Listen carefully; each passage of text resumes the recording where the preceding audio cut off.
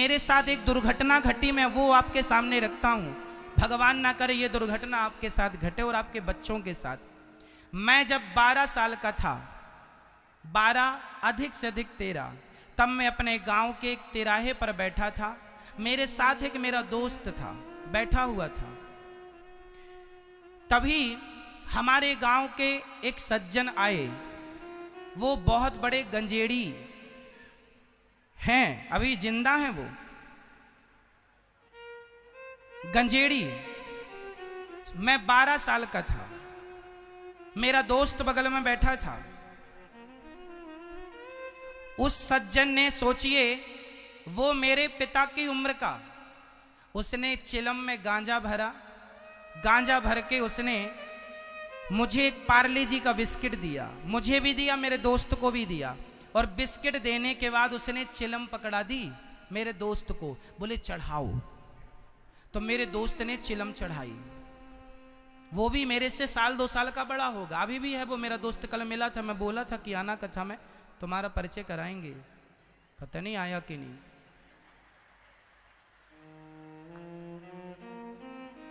तो उनने चिलम चढ़ाई।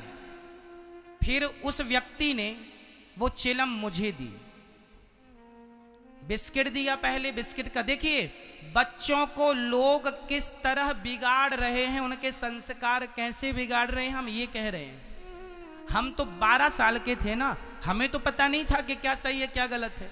आप बड़े हैं, आप बुजुर्ग हैं, तो आपका धर्म है ना कि मेरे को बताएं कि मेरे लिए क्या सही है क्या गलत। आपने मेरे हाथ में चिलम पकड़ाई, तुरंत मैंने उसकी चिलम वापस की। भैया ये नहीं, ये चिलम मैं नहीं पीता। और मैंने उसका बिस्किट दिया, मेरे को लगा ये बिस्किट दे के ये चिलम दे रहा है। मैं भाग गया। आज तक मैं उस आदमी के पास नहीं बैठा और वो मेरा दोस्त उसके पास बैठने लगा। और उस जैसे आज पूरी मझौली में भी उसके चेले हैं गंजेड़ी। उस एक आदमी ने इस क्षेत्र के हजारों युवाओं को बिगाड़ा है मेरी मां। एक आदमी ने हजारों युवाओं को बिगाड़ा है। अब मैं आपसे ये कहूंगा, मैं नाम नहीं लेना चाहता, किसी का विरोध नहीं, परंतु आपसे प्रार्थना करना चाहता हूं कि यदि आपके बच्चे को कोई गांजा पिला रहा है, आपके बच्चे को कोई तंबाकू खिला रहा है, शराब पिला रहा है, आपके छोटे छोटे बच्चों को गलत रास्ते पर ले जा रहे हैं कुछ लोग जो आपका कभी भला नहीं चाहते, वो लोग, तो क्या ऐसे लोगों का हमें विरोध नहीं करना चाहिए? मैंने उस लड़के से कहा, उस दोस्त से कहा कि भाई आपने विरोध क्यों नहीं किया? मैंने यदि चिलम पी ली होती एक बार तो शायद मैं आज गंजेड़ी बना घूमता, लेकिन मैंने उस बुरी आदत को, बुराई को त्याग दिया तो सदा सदा के लिए मुझसे बच गया, ये विधाता ने बचाया। इसलिए मैं हाथ जोड़ के आपसे कहता हूं कि यदि आपके बच्चों को कोई गलत रास्ता ले जाए तो ऐसे लोगों को पहले बातों से समझाओ, नहीं तो फिर लातों से समझाओ। नहीं समझाओगे तो रोगे। उस मेरे दोस्त की मां रोती है, अब तो सुधर गया वो। जिंदगी के 10 साल बर्बाद किए उसने गांजा पी पी के, सारे गलत काम कर डाले गांजा के नशे में। अब सुधर गया, जब सब बर्बाद हो गया अब सुधर भी गए तो का बरसा जब कृषि सुखानी। इसलिए वो जो जिनकी बात मैं कर रहा हूं उसका, उसके चेले मझौली और सिहोरा पूरे में चेले हजारों युवा, और वो जवान लड़कों को पकड़ता है और इनको गांजा पिला पिला के बर्बाद। कल आपका बेटा बिगड़ेगा, कल इनका बिगड़ेगा। देश के युवाओं में आपसे हाथ जोड़ के कहता हूं, आप अपना भविष्य बचाना चाहते हैं और बनाना चाहते हैं तो कुसंग से बच कर के रहिएगा। लोग तो चाहते ही हैं कि तुम बर्बाद हो जाओ, लोग तो चाहते ही हैं कि तुम तरक्की ना कर पाओ। तुम जरा आगे बढ़ोगे, पांव पकड़ के खींचेंगे तुम्हारे सामने, कहीं शराब का प्रलोभन, कहीं गांजे का प्रलोभन दे दे के तुम्हें रास्ता से भटकाएंगे। मेरे गांव में कुछ और गंजेड़ी थे जिनमें कुछ तो निपट गए, पर अभी एक जीवित है। जो आज भी केवल वो गांजा लिए घूमता है। कोई भी जवान मिला जो नहीं पीता उसके बगल में जरूर बैठेगा और बिस्किट का लालच देके चिलम पकड़ा देता है। पहले एक बार वो पिलाएगा, फिर उससे कहेगा जाओ घर से पैसे लेके आओ, तो फिर वो बेटा गांजे के लिए बाप के पैसे निकालता है जेब से, कहीं ये निकालता, चोरी करना सिखाता, सब कुछ तो होता है। फिर एक बार लत पड़ जाए तो आदमी क्या नहीं करता। हमारे गांव में एक लड़का है, मैं किसी का नाम नहीं लेना चाहता, बहुत छोटा, 10 साल की 12 साल की आयु थी उसकी, इतना बड़ा गंजेड़ी बना दी और अपने बाप का एक लौता बेटा है, आज भी है। इतना गांजा पिलाया, इतना गांजा पिलाया, पागल कर दिया उस लड़के को। उसकी माँ ऐसे झोली ले करके फैलती, बोलती भैया मेरे बच्चे को ना पिलाओ गांजा, मेरे बच्चे को बचा लो, मेरे बच्चे को ना बिठाया करो अपने पास में। रोती गिड़गिड़ाती, लेकिन जमाना मजाक उड़ाता उस माँ का। मैं कहता हूं ऐसे लोगों को बातों से नहीं लातों से मनवाओ, लातों की जरूरत है ऐसे दुष्टों को। समाज के ऐसे कुसंगियों को यदि आप विरोध नहीं करेंगे तो आज एक बिगड़ा कल 10 बिगड़ेंगे, पूरा क्षेत्र बर्बाद हो जाएगा। कौन है जिम्मेदार? इसलिए द्रौपदी की साड़ी खींची थी तो तमाशा देख रहे थे पितामह, इसलिए पितामह भी जिम्मेदार है। आपने रोका क्यों नहीं? इसलिए समाज की बुराइयों को बूढ़े लोग, बुजुर्ग लोग, आप माता पिता की जिम्मेदारी है। समाज में हो रही हर बुराई को देखकर पहले उसे रोकने की कोशिश करो, और ना रुके तो पूरा संगठन बना के विरोध करो, नहीं तो वो बुराई आपका पतन कर देगी, आपका विनाश कर देगी। बताइए आज समाज में ऐसे बूढ़े हैं या नहीं जो बच्चों को गांजा पिला रहे हैं? बोलो हाँ या ना। क्या ऐसे लोग नहीं हैं जो 80 साल का बूढ़ा 20 साल के बच्चे को बगल में बिठा के ताश खिलाता है? क्या ये बूढ़े की यही जिम्मेदारी है तुम अपने बच्चों को? लेकिन आदमी को ये लगता मेरा बेटा थोड़ी है, पड़ोसी का है, बिगड़े तो बिगड़ जाए, इसलिए देश बिगड़ गया। हमारे देश में झांसी के किले को लूटने वाले अंग्रेज थे, माना कि, पर अंग्रेजों की ताकत नहीं थी कि वो झांसी के किले में घुस जाएं। कुछ अपने गद्दारों ने हाथ मिला लिया अंग्रेजों से, इसलिए बर्बाद हो गया किला। तो ये जयचंद्र गद्दार कहीं बाहर से नहीं लाने पड़े भारत में, ये गद्दार आपके गांव, आपकी गली, आपके शहर, आपके मोहल्ले में बैठे हैं, जो आपके बच्चों को, आपके अपनों को बिगाड़ना चाहते हैं। इसलिए ऐसी कुसंगतियों से, ऐसे कुसंग से आप और आपके बच्चों को सदा सावधान रहना चाहिए। मैं अपनी गुजरी आपको बता चुका हूं, अब आप पर ना गुजरे। मैं तो बच गया, पता नहीं आपकी संतान बच पाए ना बच पाए। मैं गिना दूंगा, हजारों बच्चे बर्बाद हो गए मेरी आयु के, और जो मेरे से भी सीनियर हैं, मेरे से 10 साल बड़े, वो सब उसी के चेले हैं, सब बर्बाद हैं गांजा और शराब पी पी के। इसलिए विकास नहीं हुआ। आपको पता है मध्य प्रदेश का कुछ हिस्सा, उसका विकास नहीं हो पाया, विकसित नहीं हो पाया। कारण यह है कि यहां पर नशा ज्यादा है। लगभग हर आदमी यहां पर या पाउच खा रहा है, या तंबाकू खा रहा है, या गांजा पी रहा है, या शराब पी रहा है, या कोई और नशा कर रहा है। जब तक आप नशा मुक्त नहीं बनेंगे तब तक आप अपना विकास कभी नहीं कर पाएंगे, लिख के रख लो। और मैं आज आपको एक निवेदन कर दूं, यहां जितने मेरे नौजवान भाई बैठे हैं, मेरी बहनें बैठी हैं, बताओ आप अपना भविष्य, आप अपना विकास करना चाहते हैं, भविष्य बनाना चाहते हैं या नहीं? कौन कौन कामयाब होना कौन कौन चाहते हैं? यदि कामयाब होना चाहते हो तो आज मैं एक मंत्र देता हूं आपको।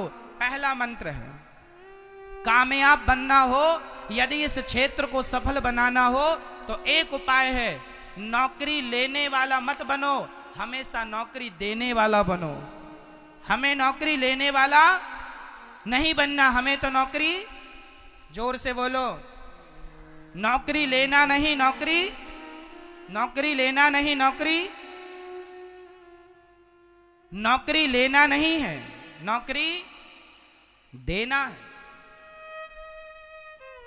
यदि लेने वाले बनोगे तो नौकरी लेने वाला नौकर होता है। नौकरी मिल जाए, नौकरी, नौकर, यदि नौकर ही बनोगे तो आप कभी देश का विकास नहीं कर पाओगे।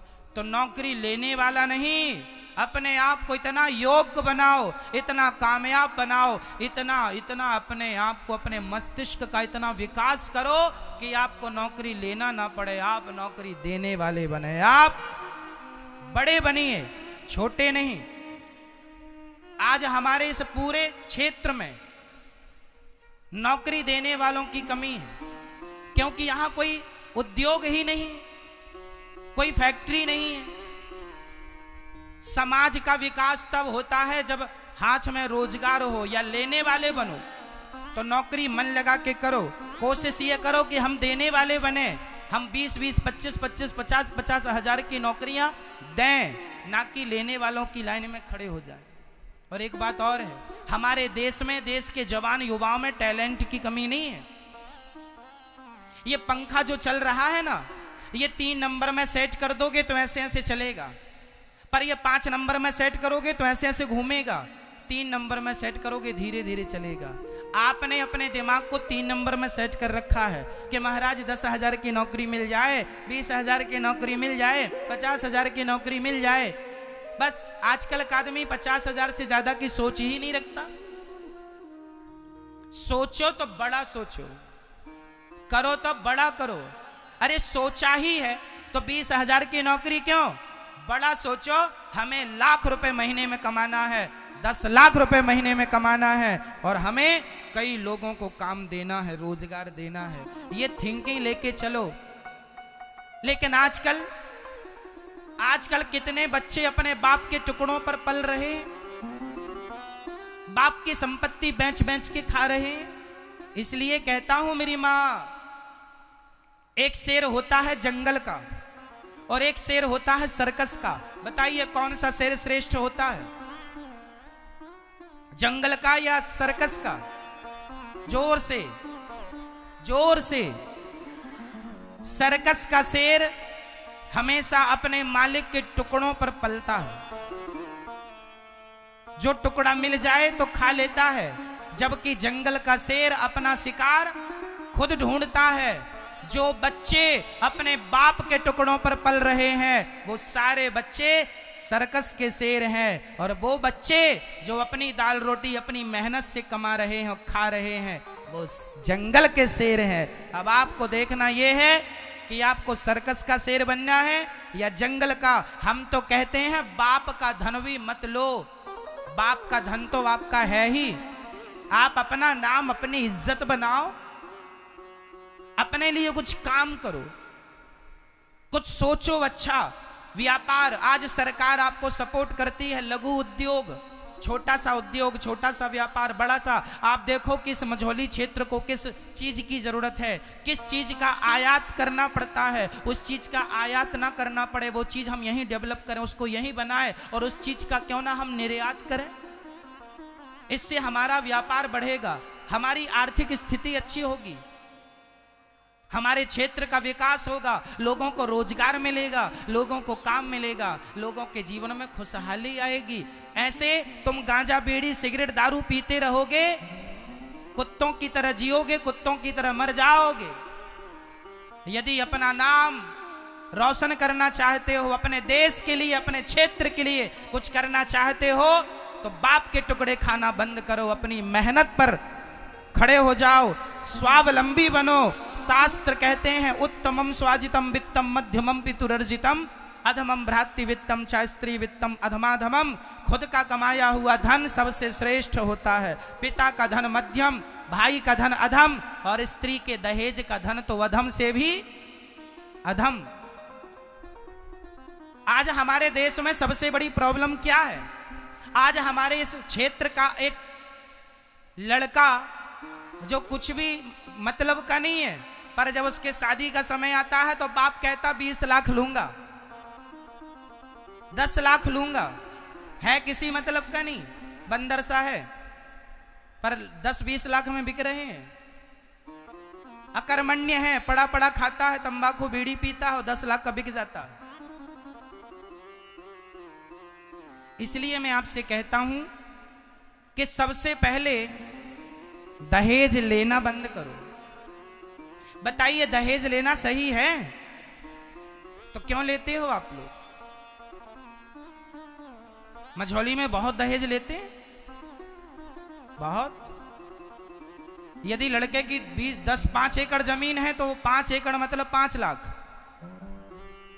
10 एकड़ मतलब 15 लाख, 20 एकड़ जिसकी होगी तो 25 लाख 30 लाख से नीचे बात ही नहीं होगी। लड़की भले कैसी भी हो चलेगी, लंगड़ी लूली चलेगी, पैसा आना चाहिए। लड़की भले लाठियां मारे चलेगा और पैसा आना चाहिए।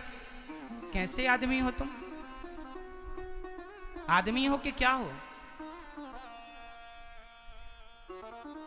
शास्त्र कहते हैं लड़का और लड़की दुल्हा दुल्हन योग्य होने चाहिए। लड़का भी योग्य हो, लड़की भी, दुल्हन भी योग्य हो। अच्छी योग्य लड़की लाओ, अच्छा योग्य लड़का लाओ, शादी करो। पैसे जो लड़की का बाप दे दे ले लो, मांगने की जरूरत नहीं है कि साहब इतना दो इतना दो।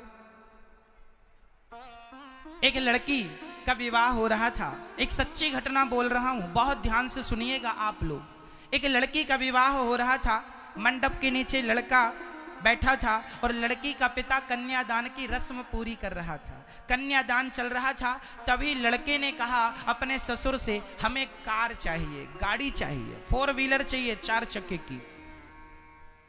लड़की के पिता ने कहा ऐसी तो कोई बात हुई नहीं थी कि गाड़ी वाड़ी चाहिए। ना जी, हमें तो गाड़ी चाहिए, गाड़ी चाहिए। अब लड़की के पिता को टेंशन हुई कि गाड़ी कहां से लाएं। वो गरीब आदमी था, कोई धन्ना सेठ तो था नहीं, कहां से लाए। लड़का बोला मैं चला जाऊंगा यदि गाड़ी नहीं मिली तो। गुस्सा हो गया।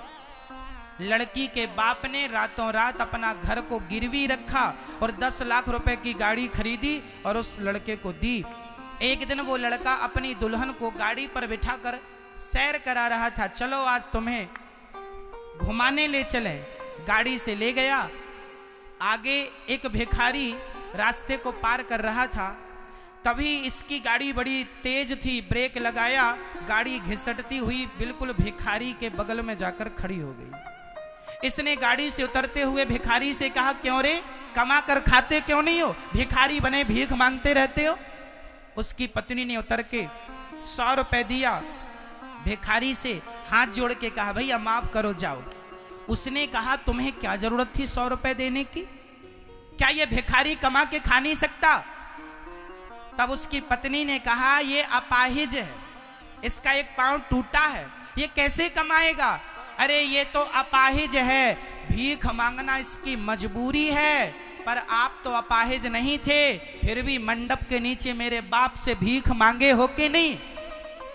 केवल वो लोग भिखारी नहीं हैं जो मंदिर के बाहर भीख मांगते हैं। अरे सबसे बड़े भिखारी, और भिखारी उन्हें कहते हैं जो मंदिर के बाहर मांगते हैं, और भिखमंगा कहते हैं उन्हें जो दहेज मांगते हैं। तो बताइए आप में से कितने लोग भिखमंगे हैं जिन्होंने दहेज लिया है? यदि ले चुके हो तो भूतपूर्व भिखमंगे हो, और लोगे तो भविष्य के भिखमंगे हो। आपको अपनी मेहनत पर भरोसा नहीं है। और सुनो, किसी के धन देने से धन बढ़ता नहीं है। धन तो हमेशा मेहनत करने से बढ़ता है। लड़की का बाप 10 लाख नहीं 20 लाख दे दे, महीने 2-4 महीने में पता न चले कि पैसा कहां चला गया। इसलिए मांगे से मरना भला, मत मांगो कोई भीख, बिन मांगे मोती मिले, यह सतगुरु की सीख। मैं जितने मेरे नौजवान दोस्त भाई सुन रहे हैं, मैं आपसे कहता हूं, अपने आप को इतना योग्य बनाना, इतना सफल कामयाब बनाना कि आपको कभी किसी के आगे हाथ फैलाने की जरूरत ना पड़े। गाड़ी चाहिए तो अपनी मेहनत के बल पर लाओ और अपनी गाड़ी में बैठो। अब ससुर ने गाड़ी दी और चला रहे तो वो गाड़ी तुम्हारी, तुम तो ड्राइवर हो। तुम क्या हो? गाड़ी ससुर की, तुम चला रहे हो। हमारी कहां तेरी गाड़ी? ससुर की, तू ड्राइवर है। औकात में रहा अपनी, बड़ा गाड़ी का मालिक बना। तेरी औकात कहां है गाड़ी खरीदने की?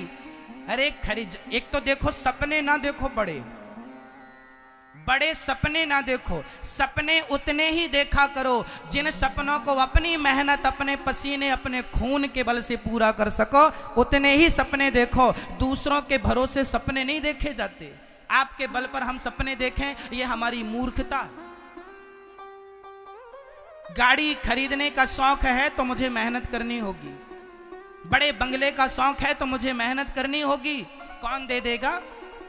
इसलिए मेरी माँ, अपने बच्चों को योग्य बनाओ, सफल बनाओ, कामयाब बनाओ, भिखमंगा ना बनाओ। ये हमारी माताएं शादी के समय लिख कर भेजती हैं, जो बच्चा कल पैदा हुआ उसके कपड़े भी लिख के भेजती, उसको भी लाना लगुन में, नहीं आए तो लड़ती हैं। ये हमारी माताएं कई बार यदि साड़ी ना आए ना, तो अभी नई दुल्हन घर में आई ही थी कि ननद ने कह दिया, देखो आपके बाप ने ऐसी साड़ी भेजी है, हम ऐसी पहनेंगे। तो तुम्हारे बाप में ही दम थी तो मांगे क्यों? एक तो भिखमंगी बन रही हो और ऊपर से बातें और कर रही हो। हमारे यहाँ कहावत है, दान की बछिया के दांत नहीं देखते, जो मिल गई रखो, और ज्यादा बड़ी बाप की बेटी हो तो क्यों मांगती हो कि हमारे वहां से कपड़े आएंगे? अरे अपने लो, पहनो, अपने बल से, मांगो मत, और जो दे दे सम्मान से वो रखो। ये नहीं कि ये अच्छी नहीं है, ये अच्छा नहीं है, और बाद में तुम अपनी भौजाई को ताने मारो, तेरे बाप के घर से ऐसे कपड़े आए। जरा से 100, 200, 500 के कपड़े में तुम्हारे रिश्ते सदा के लिए बिगड़ जाएंगे। हाँ या ना भैया? मैया बोलो हाँ या ना। माताएं कई बार बोलती हैं ना कि साड़ी अच्छी नहीं आई, तो अपने से लेके क्यों नहीं पहन लेती हो अच्छी वाली? मतलब आदत ही हो गई है भीख के कपड़ों पे रहने की, जो फ्री में मिल जाए मिल जाए।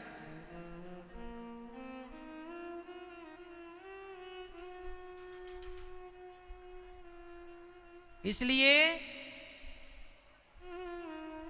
स्वावलंबी बनो, सेल्फ डिपेंड बनो, आत्मनिर्भर बनो, अपने पांव में खड़े हो जाइए।